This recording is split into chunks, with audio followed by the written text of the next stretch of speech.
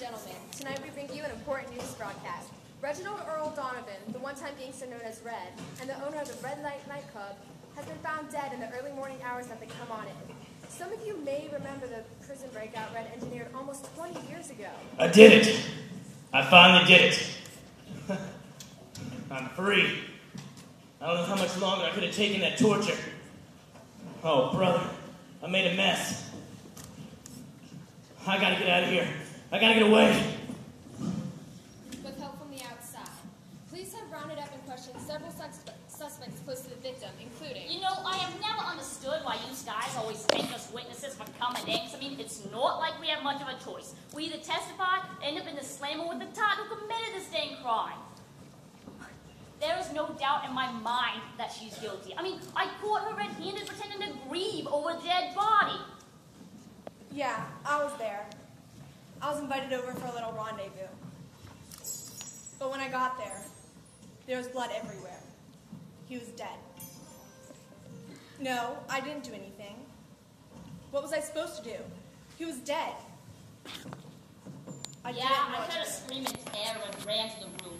That's when I opened the door and saw the horrendous mess she had made.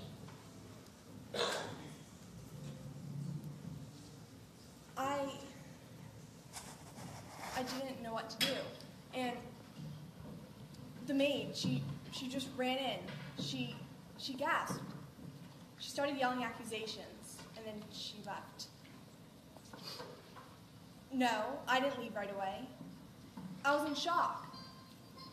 I stayed for a minute, and then I left. I know it looks guilty, but I was afraid. I didn't want to run into her.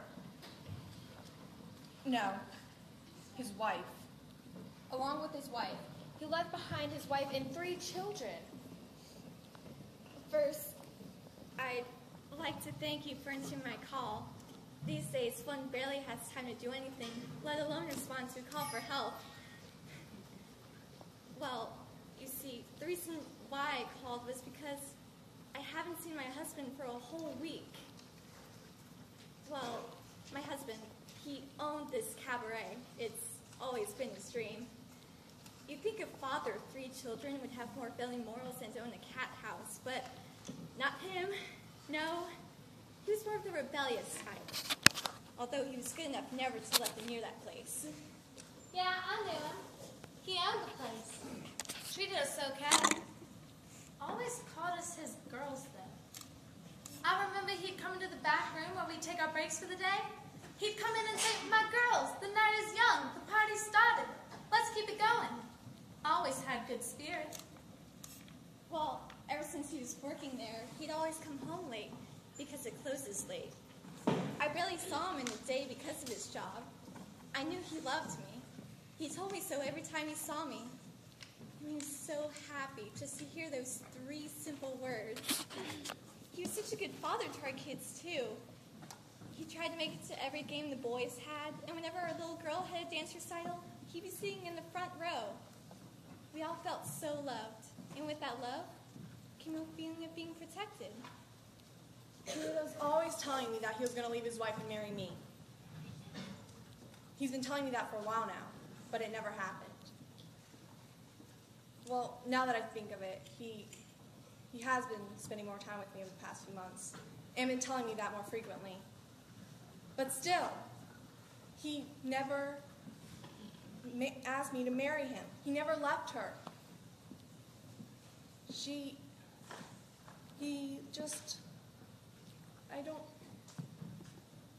just didn't. But you know what bothered me? He didn't even know our names. It was always "my girl's this" or "my girl's that." I caught him out on it once, too.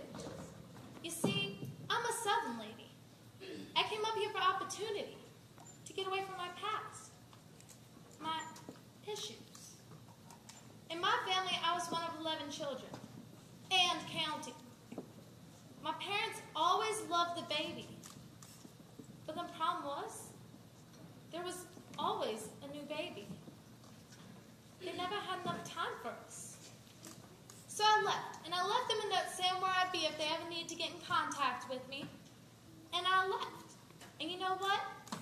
They still have yet to notice me gone.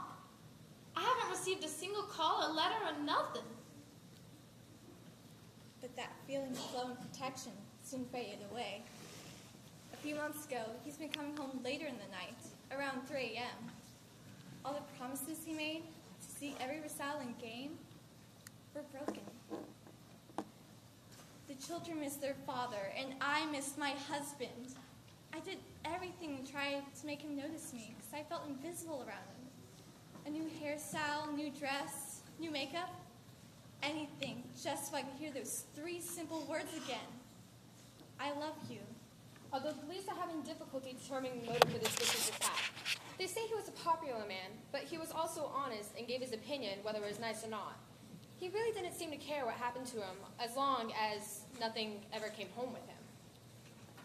He said he was my ticket to fame, that he had connections to Hollywood, said I had real talent.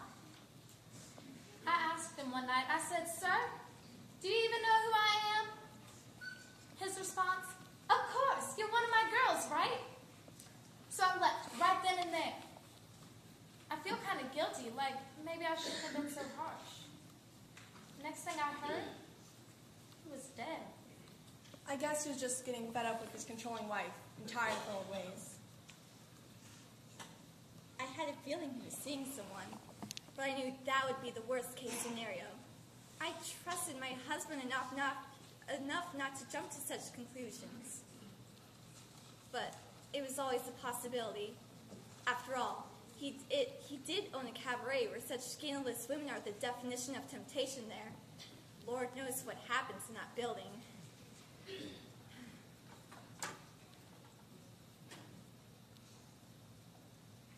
You know the inn manager is making me clean that room? Yeah, he says he's going to tell the future customers that the stains in the carpet are from a large red wine fiasco and that the splatters in the wall from when Jackson Pollock splattered paint in that buried room. Yeah, he says it'll add a noble and historical background to the room. First, it was just an issue of him coming home late, a change in personality, and his absence at his children's events. And the next thing I know, he's been murdered? Well, I guess you can say he deserved it. I know I sound completely vulgar right now, but it's quite funny, actually. You see, our wedding vows were till death do us part. At least he kept his end of the bargain. If you ask me, the man is full of hogwash. Excuse me, but I will stop talking when I'm finished saying what I have to say. Rude? Okay, now I'm done. Now you may talk. Hello? Hello? Anybody there? Oh, hey, what are you doing? Okay, you're starting to freak me out. What? Back up! Get, God!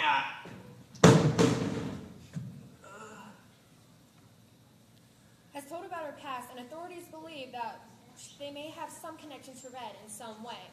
Although, police are having difficulty finding this young man. Him? Well, he was the only one of my patients who I was ever afraid of. In all my years as a doctor, he actually made me nervous. I remember the last time I met with him. He was fidgety and his eyes started everywhere. He was trembling and would only give one-word responses. When I asked him what was wrong, he replied, "Oh, nothing, just thinking." I could see sweat beading from his forehead. And I continued to ask questions to make headway in determining why he was so restless. But the more I asked, the more tense he became until his lips were as taut as a drum. He screamed, "I don't know, okay? Why does there always have to be an explanation?" Well, you know, I've seen a lot of crazy crap in my day. A lot of crazy stuff has happened to me, but you know, this is up there for the worst. This guy was, to say the least, a little frightening. I remember he used to collect rubber gloves wherever he could find them, and he would hang them on his wall. This one time, I went into his room to try to touch one of them. He just looked at me in the face like, "Don't touch those, or I'll murder your face off." Yeah, and there's no doubt in my mind that he would have. You know, this one time he did try to kill me. I went into his room to give him his meds, and he was acting like he wasn't going to take them. So I eventually forced him down his throat! Yeah, and then when I turned to walk out of the room, he jumped on my back and started choking me. And me, being the military man I am, decided to show him a few moves. That was the day I lost my index finger. From then on, I could tell any attempt at trying to reason with him was pointless. I sighed and opened my mouth as if to ask one last question, and I saw it. That crazy gleam in his eye, as if he was telling me, do not get involved. Let it be. I dismissed him from the room because I could tell no progress had or will be made. And Miss Mueller. Yeah, you know, he got 2 months in solitary for that, but you know, that stuff didn't bother him. He loved being alone. Most other guys would tear their hair out after 1 day of solitary.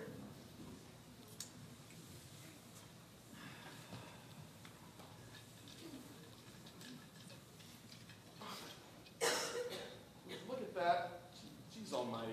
You know, it's just trying to balance things without an index finger. And do you know how hard it is to eat an Abizak bar without a molar?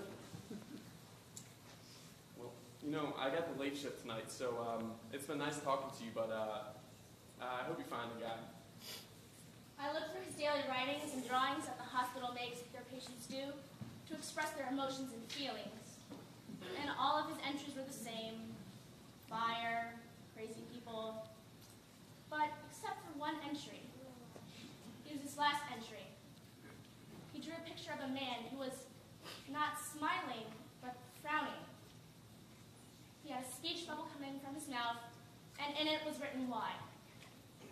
He entitled the picture, Bread. I did it. I finally did it. I'm free. I don't know how much longer I could have taken that torture.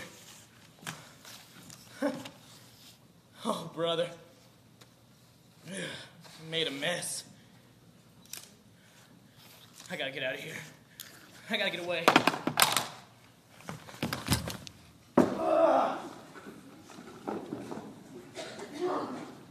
By his brother, who has been caught and tried without bail. The police don't really know what's wrong with him, although they will release more information about the trial at a later date. Now back to your favorite hits of the day.